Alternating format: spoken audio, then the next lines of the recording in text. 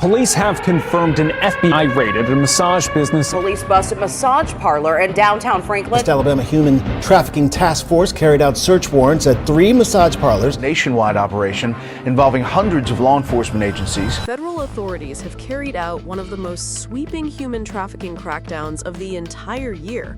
A coordinated, multi-state operation that exposed a hidden criminal world running quietly behind ordinary American storefronts. What looked like typical neighborhood massage parlors were, in reality, the front lines of a sprawling trafficking network operated by Chinese criminal syndicates. For years, these places blended into daily life. Suburban strip malls, normal signage, soft lighting. But behind those walls was a nationwide system of coercion, confinement, and profit. In a single week, during an enforcement surge known as Operation Coast to Coast, agents worked non-stop across multiple states. By the time the raids ended, more than 30 suspects were in custody and over 60 victims had been rescued from forced labor and sexual exploitation. Even seasoned investigators admitted they were stunned by the size of the operation. This wasn't a local crime ring operating on the fringes of major cities. This was a transnational machine stretching from Texas and California to New York, Missouri, Oklahoma, and beyond, moving people like inventory, funneling money offshore, and hiding in plain sight. For years, many Americans believed trafficking of this kind existed only near border crossings or large metropolitan areas.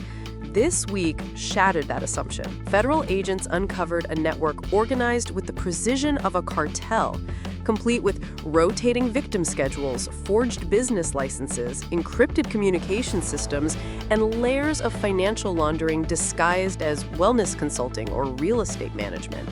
Each seemingly harmless spa was just one node in a chain stretching across the country. Behind each door, victims lived under surveillance, cut off from the outside world, trapped by debt, threats, and fear. Most of these victims were Chinese nationals, recruited through fake job ads, promised legal work, and then stripped of their passports as soon as they arrived. Agents described finding tiny rooms hidden behind curtains, closets converted into sleeping spaces, and surveillance cameras aimed at every hallway. Some women slept on thin blankets behind massage tables. Others stayed in cramped storage areas that were never meant for human inhabitation. The environment felt less like a business and more like a factory of exploitation, where people were treated as disposable resources. The precision behind the crackdown showed just how large and entrenched this hidden economy had become.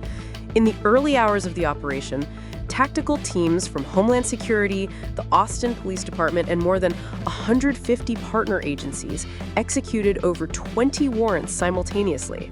In one city block, agents breached 3 different businesses that secretly shared the same back hallway, a layout intentionally designed to confuse outsiders and allow traffickers to shuffle victims between locations if law enforcement came too close. Every arrest represented another link in the national chain finally being snapped. Federal officials were clear. This was not random wrongdoing by individual business owners. This was controlled, coordinated system operating under transnational leadership overseas. During the raids, agents seized ledgers, encrypted phones, and computers containing thousands of messages between U.S. facilitators and offshore organizers.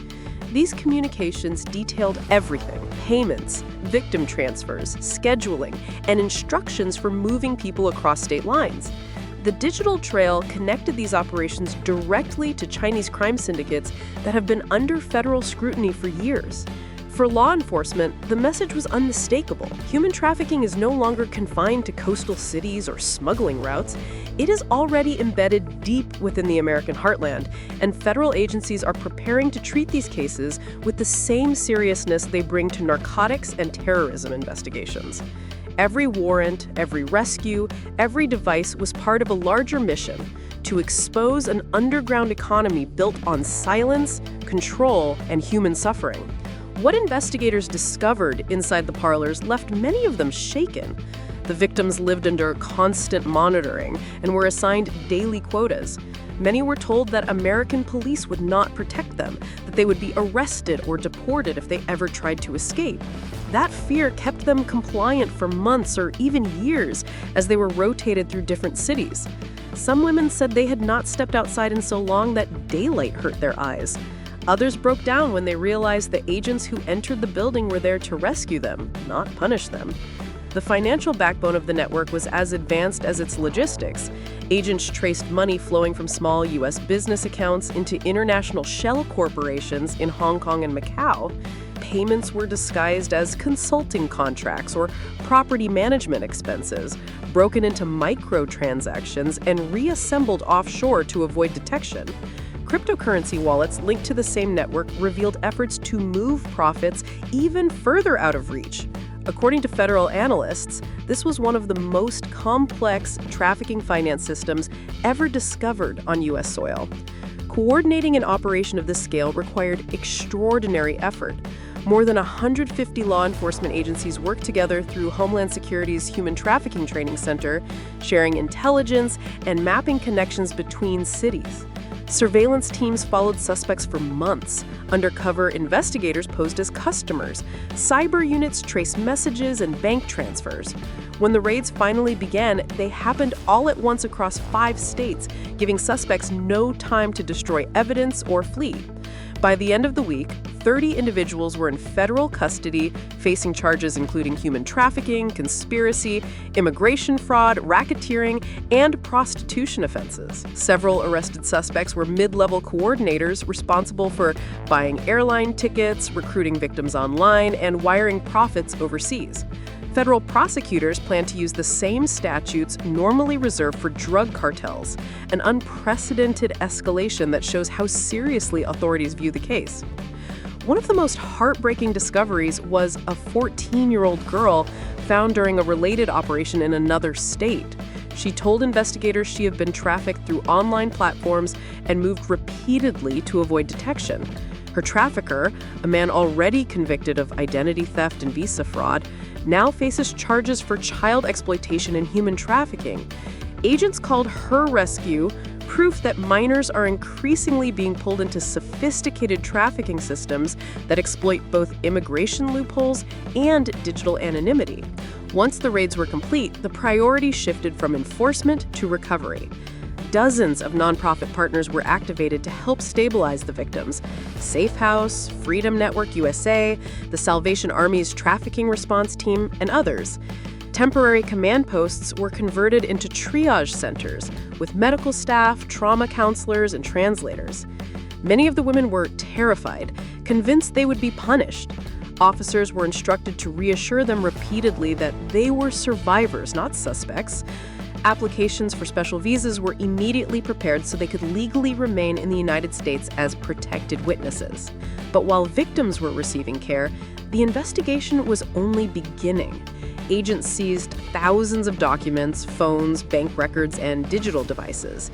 Each one contains evidence that could reveal more accomplices, more shell companies, and more locations operating under the radar. A joint team from the Department of Justice, Homeland Security Investigations, and the IRS has been created to trace every transaction linked to the network. Early reviews show more than 200 shell accounts spread across U.S. banks and fintech platforms.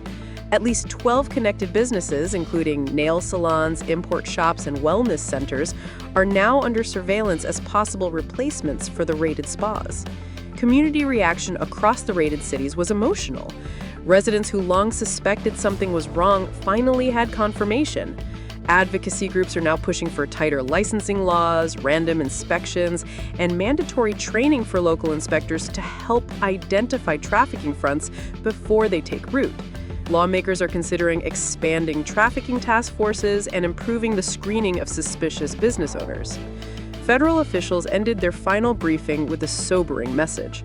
Operation Coast to Coast may be one of the biggest takedowns in recent memory, but the threat is far from over. The illicit massage industry adapts quickly. New names, new owners, new locations. Cut off one branch and 2 more can appear elsewhere. That is why federal agencies say this investigation will continue indefinitely.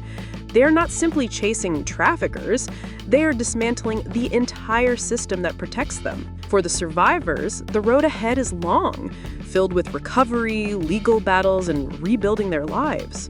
For the agencies involved, the mission is not complete until every hidden corridor, every sham storefront, and every trafficker profiting from human suffering is brought to justice. As one federal commander said, this was never just about shutting down massage parlors. This was about reclaiming human freedom inside America's own borders. And that fight has only just begun.